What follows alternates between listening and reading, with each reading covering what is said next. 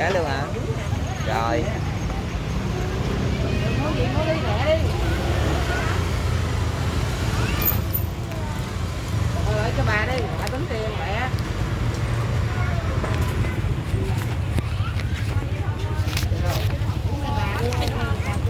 Rồi ông mua 2 cái nữa hả?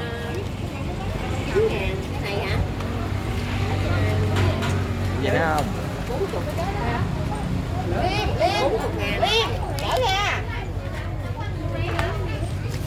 Đi chiều nhà mới mở được chứ. Gì? Cái gì? Gì dữ vậy? Cái gì? Có 40.000 hả chứ có gì đâu vợ. Đưa cho bà đi. Rồi cái giá gì em làm gì nữa? Rồi mua thêm nữa rồi. Mua thêm gì? Bà Trư ơi.